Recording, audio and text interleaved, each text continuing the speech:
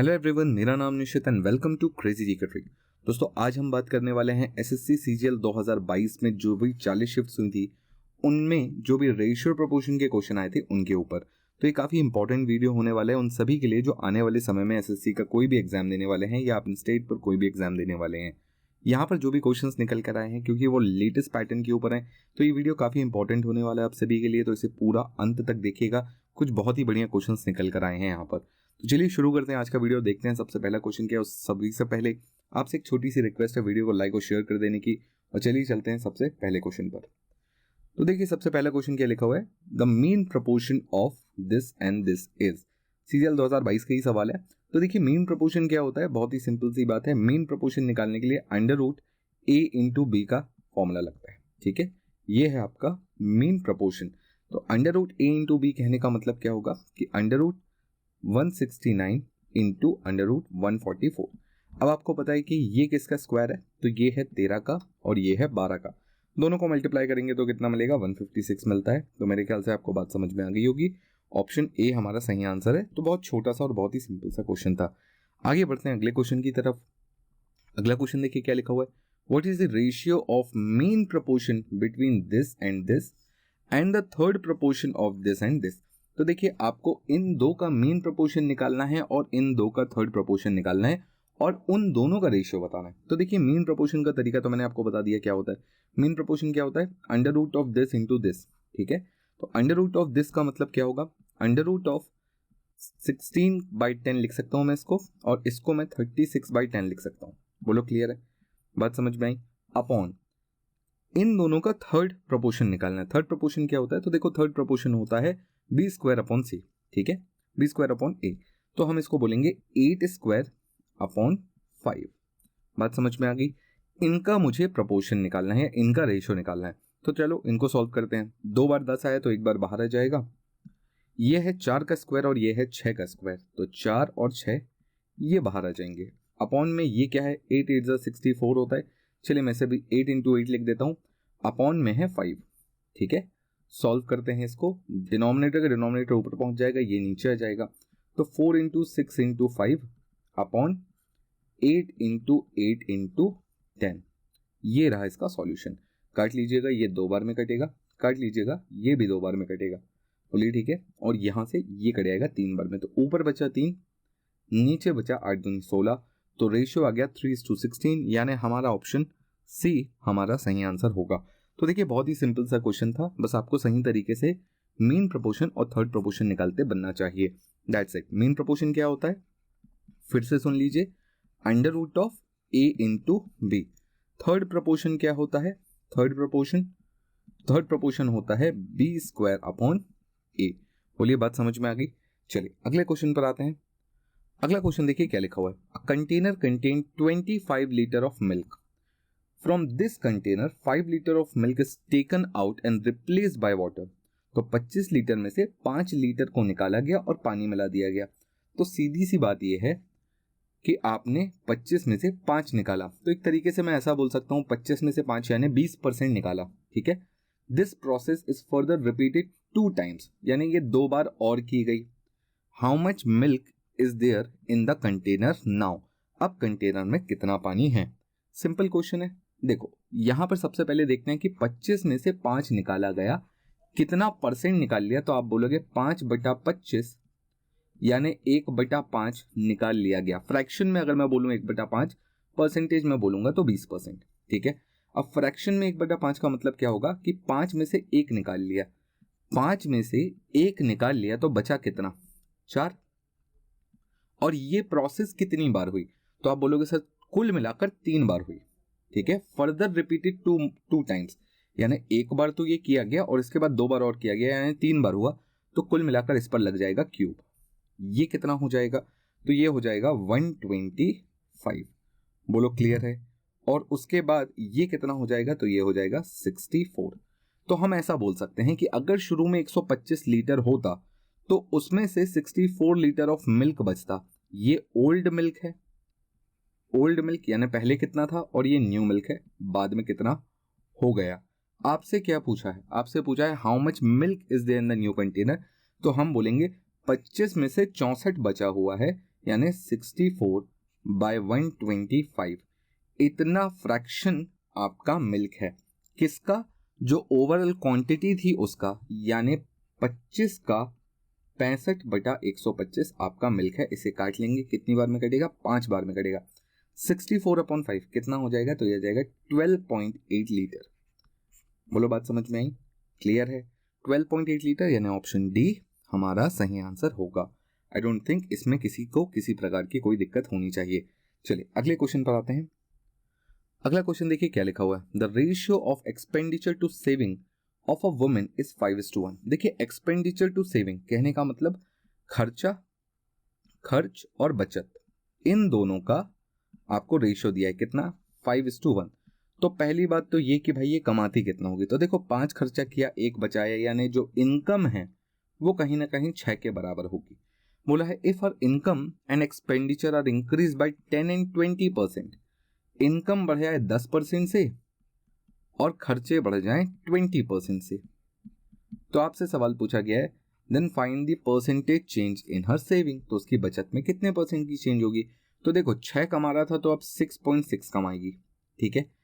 5 का 20% यानी 1 होता है, तो पहले अगर 5 खर्चा हो रहा था तो अब 5 और 1 कुल मिलाकर 6 खर्चा होगा।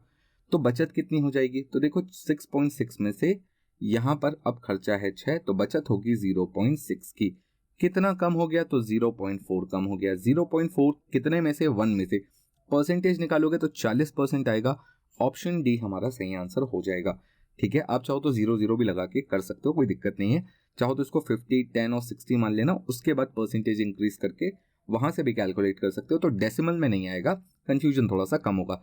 बाकी अगर आपका थोड़ा भी कैलकुलेशन अच्छा है तो आप समझ पा रहे होंगे कि 0.4 इज व्हाट परसेंट ऑफ 1, तो आप बोलेंगे 40%, ठीक है। अगले क्वेश्चन पर आते हैं।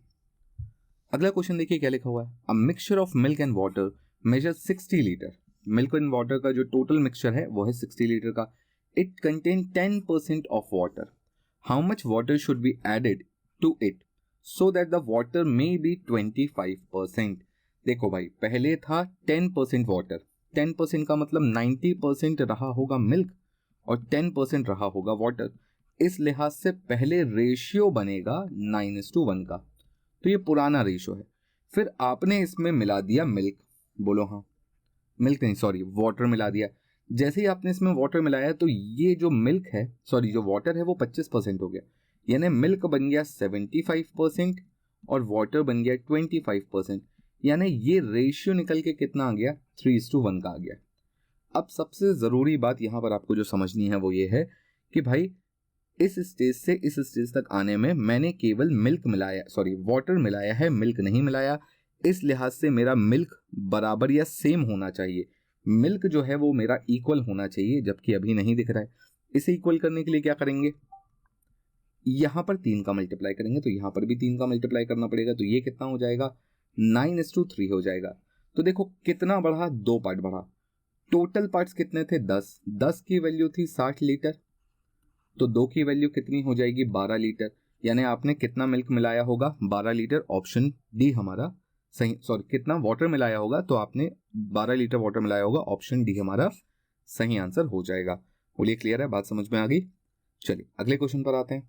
अगला क्वेश्चन देखिए क्या लिखा हुआ है। By mistake instead of dividing 702 among Ram, Ramesh and Naresh in the ratio of this it was divided in the ratio of this. तो बेसिकली डिवाइड इस रेशियो में करना था, हो गया इस रेशियो में डिवाइड।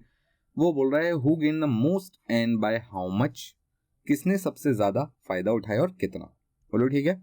तो देखिए सबसे पहले तो इस रेशियो को ठीक किया जाए। ये 1:1/3 रेशियो 1/4 रेशियो 1/6 है। 1/3 रेशियो 1/4 रेशियो 1/6 है, तो क्या करेंगे? एलसीएम ले लो। कितना होता है? 6 और ये 12 हो जाएगा। तो यहाँ पर 12 बनाने के लिए आप इसे मल्टीप्लाई करेंगे कितने से? 4 से। यहाँ पर इसे 12 बनाने के लिए 3 से मल्टीप्लाई करना पड़ेगा और यहाँ पर 2 से मल्टीप्लाई करना पड़ेगा। नीचे भी सेम करेंगे, सबका डिनोमिनेटर सेम हो जाएगा और कैंसल आउट हो जाएगा। तो रेशियो क्या बचेगा? 4:3:2। बोलो बात समझ में आई? जबकि नया रेशियो क्या है? एक्चुअली मुझे इस रेशियो में करना था, मैंने कर दिया 3:4:6 में। तो देखिए सबसे पहली बात तो आप यहां से ये समझ लीजिए कि सबसे ज्यादा फायदा किसे हुआ होगा। तो देखिए जो तीसरा बंदा है इसी का सबसे ज्यादा फायदा होता हुआ दिख रहा है। बोलिए ठीक है। ये कौन है तीसरा बंदा? तो देखिए तीसरा बंदा है नरेश। तो नरेश का सबसे ज्यादा फायदा हुआ होगा। अगर नरेश का आप देखेंगे तो ऑप्शन एक ही दिख रहा है, ऑप्शन सी। तो कायदे से देखा जाए तो आप इस पर भी टिक लगा के आगे बढ़ सकते हैं। बट फिर भी अगर आपको पूरा कैलकुलेट करना है कि सपोज 2 बार ऑप्शन में नरेश आ जाए, तब क्या करेंगे? तब हम इसे पूरा कैलकुलेट करेंगे। डिवाइड करना किस रेशियो में था? 4:3:2, यानी 7 और 2 9। टोटल 9 हिस्से होने चाहिए थे, जिसकी वैल्यू होती 702। बोलिए बात समझ में आई? अब 702 को 9 से डिवाइड कर देंगे और 1 की वैल्यू निकाल लेंगे। कितनी आएगी? 1 की वैल्यू आ जाएगी 78। तो इस 2 की वैल्यू कितनी आएगी? इस 2 की वैल्यू आ जाएगी आपकी 156। बाकी भी आप निकाल सकते हैं, कोई दिक्कत नहीं है, ठीक है। अब यहां पर आप देखेंगे कि 3 4 7 7 + 6, आप ऐसा भी 13 देख सकते हैं। तो 13 की वैल्यू है कितनी? 702 के बराबर। बोलिए क्लियर है? तो अब आप इसे डिवाइड करेंगे कितने से? 13 से। तो 1 की वैल्यू कितनी आ जाएगी? तो ये 5 बार में कटेगा और फिर ये 4 बार में कट जाएगा। तो 1 की वैल्यू 54 आ जाएगी। तो 6 की वैल्यू कितनी हो जाएगी? तो 6 की वैल्यू हो जाएगी 2 4 2 3 324 हो जाएगी। तो अब आप इनका डिफरेंस निकालकर इजीली आंसर बता सकते हैं। डिफरेंस निकालेंगे तो कितना आएगा? 324 माइनस 156, अंतर आएगा 168 का, जो कि है नरेश का, यानी ऑप्शन सी हमारा इस तरीके से भी सही आंसर होगा। तो थोड़ा सा स्मार्टली भी आप खेल सकते हैं, ऑप्शंस पर डिपेंड करेगा ये, ठीक है। चलिए अगले क्वेश्चन पर आते हैं।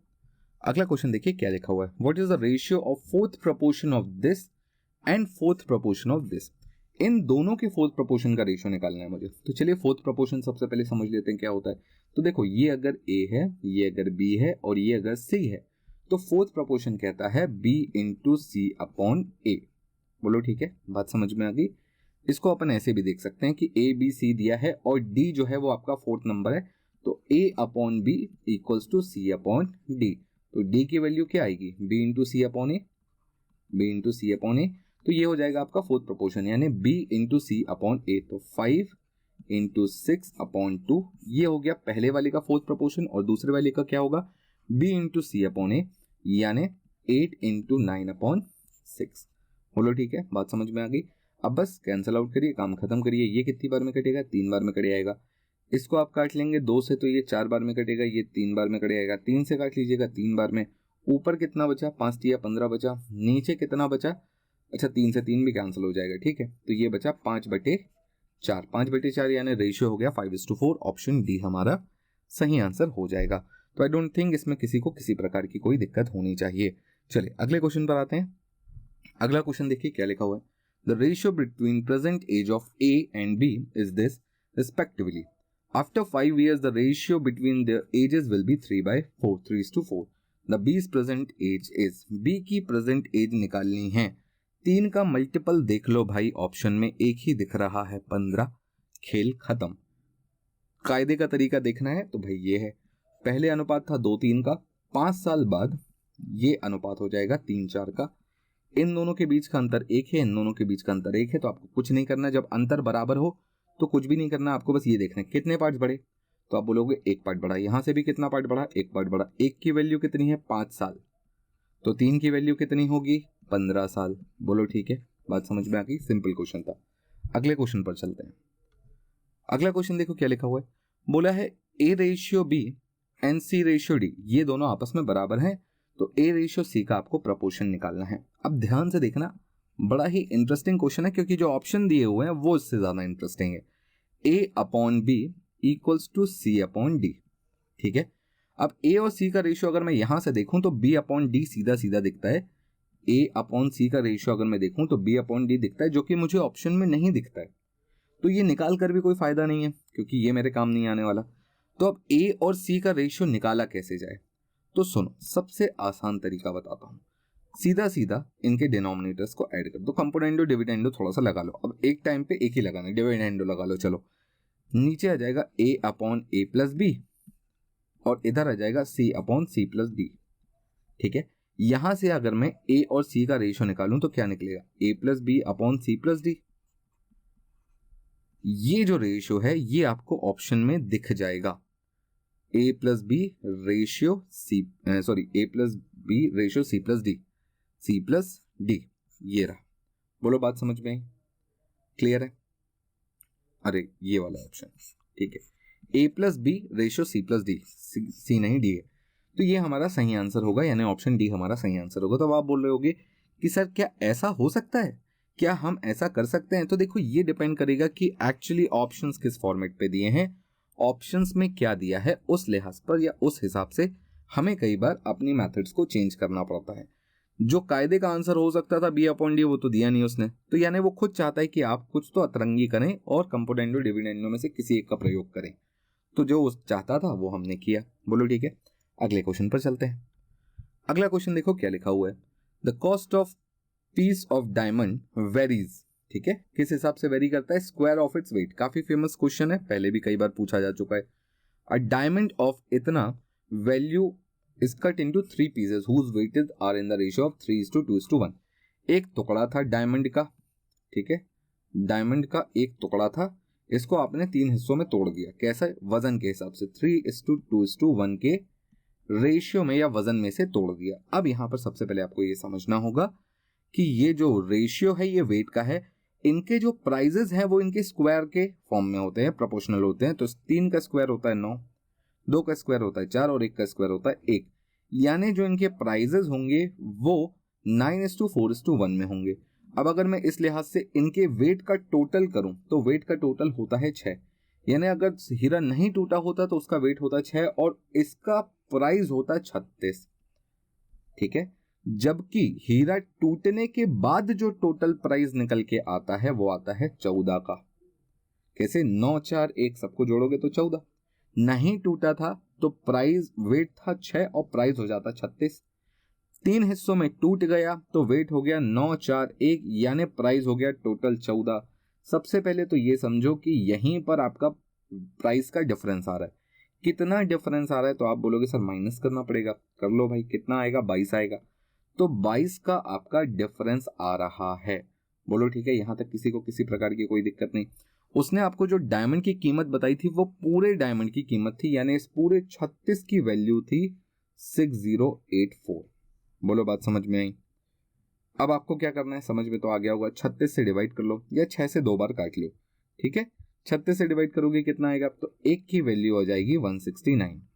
जैसे ही आपको 1 की वैल्यू 169 पता चली तो 22 की वैल्यू निकालने में बिल्कुल तकलीफ नहीं होनी चाहिए। कितना आएगा? 3718। तो इतने रुपए का लॉस हुआ है। ठीक है, वही उसने पूछा है, find the loss involving in the cutting. हर बार यही पूछता है, इस बार भी यही पूछा है। तो लॉस कितने का हुआ? 3718 रुपीज का लॉस हुआ है। ऑप्शन बी हमारा सही आंसर हो जाएगा। बोलो ठीक है, बात समझ में आ गई होगी, कोई दिक्कत नहीं इस क्वेश्चन में।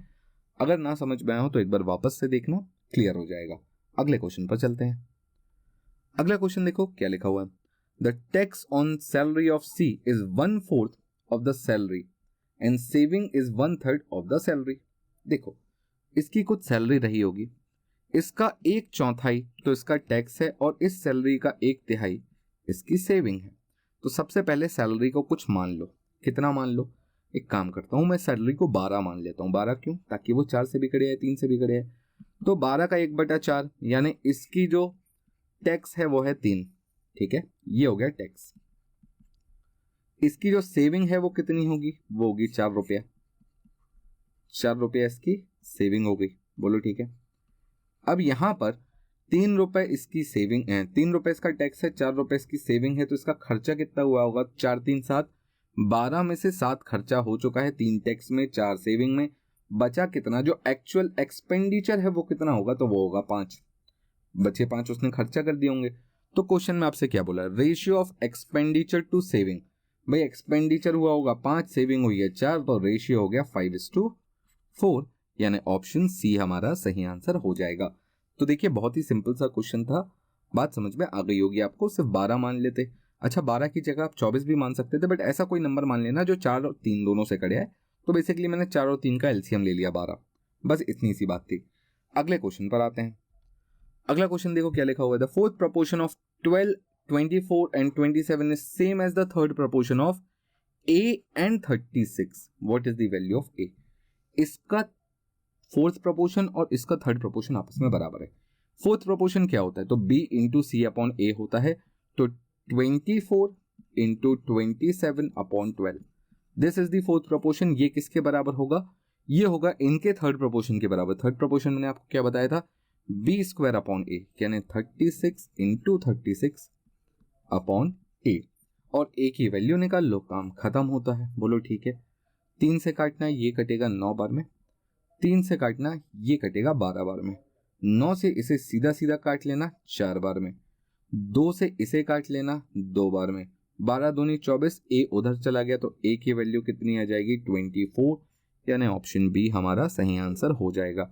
तो बहुत ही सिंपल सा क्वेश्चन था, सही तरीके से फोर्थ प्रोपोर्शन थर्ड प्रोपोर्शन निकालते बनता है, तो ये क्वेश्चन भी इजीली सॉल्व हो जाएगा। चलो अगले क्वेश्चन पर आते हैं। अगला क्वेश्चन देखो क्या लिखा हुआ, the ratio of present age of Ram and Ramesh is 3:5। After 7 years ratio of their ages will be 4:5। Find the present age of Ramesh. भैया रमेश की प्रेजेंट एज निकालनी है तो बहुत सिंपल है, ये है 3/5 में, 7 साल बाद ये रेशियो हो जाएगा 4/5। सबसे पहले इन दोनों का अंतर देखो, यहाँ कितना है 2 का, यहाँ कितना है 1 का, इस अंतर को बराबर करना है, क्योंकि दो लोगों की आयु का अंतर कभी नहीं बदलता, तो इस 2 को उठाकर यहाँ मल्टीप्लाई कर देना, इस 1 को उठाकर यहाँ मल्टीप्लाई कर देना, तो ये तो 3/5 हो जाएगा। ये कितना हो जाएगा, तो ये हो जाएगा 8 और 10। तो आप ऐसा देखें कितना बढ़ गया, तो आप बोलेंगे सर 5 बढ़ गया। कितना बढ़ गया, 5 बढ़ गया। कितने सालों में, 7 years में। तो 5 की वैल्यू अगर 7 साल के बराबर है तो आपसे क्या पूछिए, find the present age of Ramesh. Ramesh भी तो 5 है, तो इसकी प्रेजेंट एज कितनी होगी भाई, 5 की वैल्यू 7 है, तो यहां पर भी 5 की वैल्यू 7 years ही होगी। ऑप्शन सी हमारा सही आंसर हो जाएगा। तो देखिए इतना सिंपल सा क्वेश्चन था। अब हाँ, अगर आप यहाँ पर एक पार्ट की वैल्यू निकालने जाएंगे तो थोड़ा सा कॉम्प्लिकेटेड आपको लगेगा, बट आप ध्यान से देखेंगे तो 5 की वैल्यू दी हुई है और 5 का ही वैल्यू पूछा हुआ है, तो ये तो बहुत सिंपल क्वेश्चन हो गया। ठीक है, बात समझ में आ गई। तो चलिए चलते हैं अब अगले क्वेश्चन पर। अगला क्वेश्चन देखिए क्या लिखा हुआ है, the mean proportion of A and B is C. ए और बी का मीन प्रोपोर्शन कितना है, सी। यानी एक तरीके से वो कहना चाह रहा है कि √a into B equals to C है। ठीक है, what is the mean proportional of A square C and B square C. तो आपसे वो पूछ रहा है कि ए स्क्वायर सी और बी स्क्वायर सी का मीन प्रोपोर्शन क्या होगा। सबसे पहले तो a इंटू बी इंटू सी हो जाएगा। बोलो ये बात समझ में आई। ठीक है, क्योंकि a भी 2 स्क्वायर आया तो a बाहर आ जाएगा, b का भी स्क्वायर आया तो b बाहर आ जाएगा, c 2 बार है तो c भी बाहर आ जाएगा। तो अब आप बोलेंगे सर ये फिर ऑप्शन में नहीं दिख रहा, पर आप ध्यान से देखोगे तो सब कुछ c के टर्म्स में दिखाई, यानी मुझे यहाँ वाले a और b को c के टर्म्स में लिखना पड़ेगा। c के टर्म्स में कैसे लिख सकता हूँ, तो क्या मैं इस वाली इक्वेशन से a into B equals to C का स्क्वायर बोल सकता हूँ। तो a इंटू बी की जगह मैं c का स्क्वायर लिख देता हूँ, तो c स्क्वायर इंटू सी यानी c का क्यूब हमारा सही आंसर होगा ऑप्शन सी। तो अगेन देखिए बात वही है, कंसेप्ट वही है, बस ऑप्शंस में हेरा फेरी की गई है, तो थोड़ा बहुत ऑप्शन के अकॉर्डिंगली हमें आंसर निकालते बनने चाहिए और ये आपसे इजीली बन भी जाएगा। चलिए अगले क्वेश्चन पर आते हैं। अगला क्वेश्चन देखिए क्या लिखा हुआ है, find the mean proportion of this and this. तो चलिए ये क्वेश्चन भी बड़ा इंटरेस्टिंग है। मीन प्रोपोर्शन कहने का मतलब क्या होता है समझा चुका हूं मैं आपको, √a इंटू बी। तो अंडर ऑफ दिस यानी a³ plus b³ upon a minus B, और इनटू दिस का मतलब होगा a² minus b² upon a² minus ab plus b²। अब यहां पर बेसिकली आपको अलजेब्रा का फॉर्मूला पता होना चाहिए। ये तो मेन प्रोपोर्शन हो गया, सबको पता है, √a इंटू बी। ये क्या है भाई, तो a³ प्लस b³ का फॉर्मूला क्या होता है आप सभी को पता है। a³ प्लस b³ का फॉर्मूला होता है a plus B into a² minus ab plus b²। बोलो हाँ। a इंटू बी का a² इंटू b² का फॉर्मूला क्या होता है, a² माइनस b² का, तो ये होता है a plus B into a minus B. नीचे डिनोमिनेटर में कुछ भी चेंज करने की जरूरत नहीं है, एक जगह a माइनस बी है, दूसरी जगह a² minus ab plus b² है। तो बस इससे ये पूरा कैंसिल हो जाएगा, a माइनस बी से a माइनस बी कैंसिल हो जाएगा, a प्लस बी का होल स्क्वायर अंडर रूट के बाहर आ जाएगा, a प्लस बी बचेगा और हमारा आंसर ऑप्शन बी सही हो जाएगा। तो आई डोंट थिंक इसमें किसी प्रकार की कोई दिक्कत होनी चाहिए, बस आपको सही तरीका पता होना चाहिए, फॉर्मूले पता होना चाहिए और लगाते बनने चाहिए। चलिए अगले सवाल पर आते हैं। अगला सवाल देखिए क्या लिखा हुआ है, the main proportional of this and this is dash more than 15। बहुत ही सिंपल सा क्वेश्चन है भाई, मेन प्रोपोर्शन निकालना है किसका, 54 और 6 का। बोलो ठीक है, 54 को मैं क्या बोल सकता हूँ, 9 इंटू 6 बोल सकता हूँ, इंटू 6 है तो ये कितना हो जाएगा, 3 इंटू 6 हो जाएगा जो कि रूट के बाहर आ जाएगा, तो 6 × 18।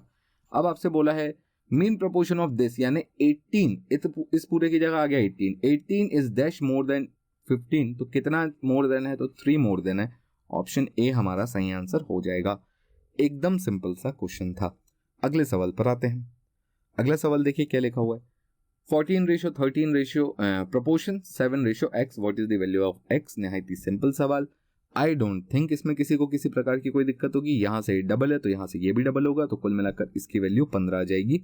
मुझे नहीं लगता इसमें किसी को किसी प्रकार की कोई समस्या होगी। अगर होगी तो कमेंट बॉक्स में बता देना, मैं कोशिश कर दूंगा आपको क्लियर करने की। अगला क्वेश्चन देखो। Find the mean proportion of this and this. निकाल लोगे इजीली, √27 इंटू 300। ठीक है, निकाल ही लोगे, मुझे पता है, पूरा भरोसा है। तो इसमें से इसको ऐसा भी लिख सकते हैं ना, 9 इंटू 3। ठीक है, तो एक 3 यहाँ बाहर आ जाएगा, एक 3 यहाँ बाहर आ जाएगा और एक 10 यहाँ पर बाहर आ जाएगा, तो कुल मिलाकर 90 आपका सही आंसर हो जाएगा। अगला क्वेश्चन देखो। इन 100 ml solution of H2SO4 containing having concentration of 20%, ठीक है, is mixed with 50% of concentrated X ml mixture such that the net mixture is 30% concentrated. Determine X. Basically आपसे बोला गया है कि एक 100 ml का मिक्सचर है और एक X ml का मिक्सचर है। इसमें है कंसंट्रेशन 20%, इसमें कंसंट्रेशन है 50%। दोनों को मिलाया गया तो जो मिक्सचर बना उसमें कंसंट्रेशन बना 30%। आपको इस X की वैल्यू निकालनी है। निहायत ही सिंपल सवाल है भाई। 100 ml वाले का कंसंट्रेशन कितना था, 20%। X ml जो मिलाया गया इसमें कंसंट्रेशन कितना था, 50। दोनों को मिला दिया गया तो बना कितने वाला, 30 वाला। रेशियो निकाल सकते हो, बचपन से निकालते हैं। रेशियो कितना आ जाएगा, 2:1 का। अब 20% वाले की क्वांटिटी कितनी थी, 100 ml, यानी 2 की वैल्यू हो गई अगर 100 तो 1 की वैल्यू कितनी होगी, 50, यानी यही 50 लीटर मिलाया गया है, ये X की वैल्यू है। 50% वाला कितना मिलाया गया है, X ml, यानी 50 ml। आपका ऑप्शन डी सही आंसर हो जाएगा। तो सिंपल मिक्सचर एलिगेशन में आपको सिर्फ एलिगेशन लगाना था और ये क्वेश्चन बहुत इजीली सॉल्व हो जाता। अगले क्वेश्चन पर आते हैं। क्वेश्चन देखो क्या लिखा हुआ है। A mixture contain milk and water in the ratio of 5:3 respectively. On adding 7 liter of water, the ratio of milk and water becomes 1:2. The quantity of milk in the mixture. Milk की quantity बतानी है। पहले था ratio 5:3 का, आपने पानी मिला दिया कितना, 7 लीटर। रेशियो हो गया 1:2 का। भैया क्या नहीं मिलाया, तो आप बोलेंगे सर मिल्क नहीं मिलाया, तो इसे बराबर कर दो। इसे बराबर कैसे करोगे, तो सिंपली इसमें 5 का मल्टीप्लाई कर देना, तो इधर भी 5 का मल्टीप्लाई करना पड़ेगा। तो ये कितना हो जाएगा, 5:10 हो जाएगा। कितना बढ़ा, तो 7 पार्ट्स बढ़ गया। मिल्क पहले भी 5 था, आज भी 5 है। वाटर पहले 3 था, अब 10 हो गया। क्यों, क्योंकि 7 पार्ट्स बढ़ गए हैं। क्यों बढ़े हैं, क्योंकि 7 लीटर मिलाया, यानी 7 पार्ट्स की वैल्यू 7 लीटर, तो एक पार्ट की वैल्यू 1 लीटर। बोलो ठीक है। तो मिल्क कितना है, 5 पार्ट, 5 पार्ट का मतलब 5 लीटर है। खत्म हो गया क्वेश्चन। ऑप्शन सी हमारा सही आंसर होगा। तो so simple and easy questions आपसे एग्जाम्स में पूछे गए थे। चलिए अगले सवाल पर आते हैं। अगला क्वेश्चन देखो क्या लिखा हुआ है। Find the third proportion of A and this. भाई ये वाले क्वेश्चन का आंसर आप लोग मुझे कमेंट बॉक्स में बताना, ठीक है। इस वाले क्वेश्चन का आंसर आप लोग मुझे कमेंट बॉक्स में बताएंगे। थर्ड प्रोपोर्शन क्या होता है, मैंने कई बार आपको बता दिया है। इस बीच में भी थर्ड प्रोपोर्शन होता क्या है, तो B² होता है, तो इसका स्क्वायर अपॉन ए कर देना और उसके बाद मुझे बताना कि आंसर क्या है, कमेंट्स में बताना है, ठीक है। चलो अगले क्वेश्चन पर आते हैं। अगला क्वेश्चन देखो क्या लिखा हुआ है। X is directly proportional to square of Y। X is directly proportional to square of Y। जब भी हम प्रोपोर्शनलिटी का साइन हटाते हैं तो एक कांस्टेंट लगता है कि बोल रहा है X is 12 then Y is 2। जब X 12 होता है तो Y 2 होता है, तो 2 का स्क्वायर 4 होता है, तो K की वैल्यू यहां से 3 आ गई। अब क्योंकि ये कांस्टेंट है तो इस पूरे रिलेशन में K की वैल्यू 3 ही होगी। आप X और Y की वैल्यू कुछ भी रख लें, K की वैल्यू 3 ही निकल के आएगी। Find the value of X when Y is 3। ठीक है, X की वैल्यू निकालनी है। Y कितना है, 3 है, तो सबसे पहले इस इक्वेशन में K की जगह 3 रखो, Y की जगह कितना रखोगे, 3, तो यहां पर Y स्क्वायर रखना है, तो 3 का स्क्वायर, तो X की वैल्यू कितनी हो जाएगी, 27। बोलो हाँ, ऑप्शन सी हमारा सही आंसर हो जाएगा। तो so easy and simple question है, कोई भी दिक्कत नहीं होगी आपको इन्हें बनाने में, ठीक है। चलो अगले क्वेश्चन पर आते हैं। अगला क्वेश्चन देखो क्या लिखा हुआ है। The average age of a man and his son is 55 years. दोनों का एवरेज दिया हुआ है, तो सबसे पहले तो ये समझो, अगर मैं मैन और उसके सन की एज जोड़ दूंगा तो 110 साल निकल के आनी चाहिए, ठीक है। The ratio of their age is 7:4। इनकी एज का रेशियो है 7:4। टोटल यहां से भी 11 बनता है, तो 11 की वैल्यू अगर 110 है तो 1 की वैल्यू सीधा सीधा 10 है, तो जो आदमी है उसकी वैल्यू 70 हो जाएगी और जो बेटा है उसकी वैल्यू 40 हो जाएगी। What will be the ratio of their age after 6 years. 6 साल बाद इसकी एज हो जाएगी 76 और इसकी हो जाएगी 46। रेशियो आपको निकालते बनता है, मुझे नहीं लगता किसी प्रकार की कोई दिक्कत होगी। इस क्वेश्चन का आंसर भी आप मुझे कमेंट में बता देना। आंसर आपके सामने है, वैसे तो कोई दिक्कत नहीं होगी। 38:23 इसका सही आंसर हो जाएगा। ठीक है, चलो अगले क्वेश्चन पर आते हैं। क्वेश्चन देखो क्या लिखा हुआ है। Salaries of Rida and Riya are in the ratio of 3:5 respectively. If salary of each one is increase by 5,000 then the new ratio becomes इतना। ठीक है, what is present salary of Riya. देखो भाई, रीदा और रिया की सैलरी का रेशियो क्या है, 3:5 है। दोनों की 5,000 से सैलरी बढ़ गई, दोनों की बढ़ी है। ठीक है, तो सैलरी कितनी हो गई, तो 5:7 हो गई। अब देखो ये क्वेश्चन और एजेस का क्वेश्चन कोई डिफरेंट नहीं है। यहां पर अंतर कितने का है, आप बोलेंगे 2 का है। यहां पर अंतर कितने का है, आप बोलेंगे 2 का है। तो कोई टेंशन वाली बात नहीं है। अगर अंतर बराबर है तो सीधा कंपेयर करना है कि यहां से यहां कितनी बढ़ी, आप बोलेंगे 2 बढ़ी। यहां से यहां कितनी बढ़ी, आप बोलेंगे 2 बढ़ी। तो मैं बोलूंगा 2 हिस्से बढ़े कितने रुपए में, 5,000 रुपए में। तो 2 हिस्सों की वैल्यू 5,000 रुपया। बोलो ठीक है। आपको किसकी वैल्यू निकालनी है, रिया की। रिया की यानी 5 हिस्से की वैल्यू निकालनी है। एक की वैल्यू कितनी आएगी, 2,500 रुपए आएगी। तो 5 की वैल्यू कितनी आएगी, 5 की वैल्यू इसमें और 5 मल्टीप्लाई कर लीजिएगा, 12,500 रुपए। ये 5 की वैल्यू आ जाएगी, यानी ये किसकी सैलरी हो गई, रिया की। ऑप्शन ए हमारा सही आंसर हो जाएगा। मुझे नहीं लगता इसमें आपको समस्या आनी चाहिए, निहायत ही सिंपल सा क्वेश्चन था। अगला क्वेश्चन देखो। क्वेश्चन देखो क्या लिखा हुआ है। A can of water and milk mixture contains 60% milk. ठीक है, a part of this mixture is replaced by another mixture containing 50% milk. ठीक है, percentage of milk was found to be 52%. The quantity of mixture is replaced is। बढ़िया सवाल, important, note कर लो, अच्छा सवाल है। वो बोल रहा है कि एक मिक्सचर है जिसमें मिल्क और वाटर जो है वो 60% के रेशियो में है, यानी इसमें 60% मिल्क है और 40% वाटर है। कुछ हिस्सा इसका निकालकर आपने रिप्लेस किया दूसरे मिक्सचर से जिसमें 50% मिल्क है, तो बचा हुआ 50% वाटर होगा। तो सबसे पहले तो ये समझो, पहला मिक्सचर था ए जिसमें 60% वाटर था, 60% मिल्क था, 40% वाटर था। दूसरा मिक्सचर था बी, इसमें 50% मिल्क था, 50% वाटर था।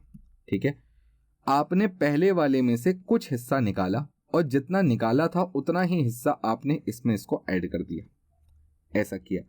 तो सबसे पहले तो ये समझो कि जो निकाला उसमें भी रेशियो सेम रहेगा और जो बचा उसमें भी रेशियो सेम रहेगा।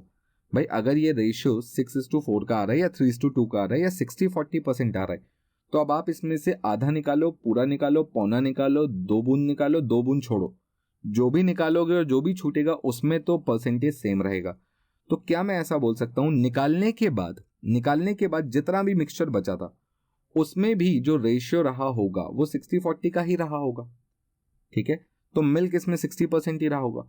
जो दूसरा मिक्सचर आपने मिलाया उसमें 50% मिल्क था, जो बना उसमें 52% मिल्क था। तो क्या यहां पर एलिगेशन लगा सकता हूं मैं, बिल्कुल लगा सकता हूं।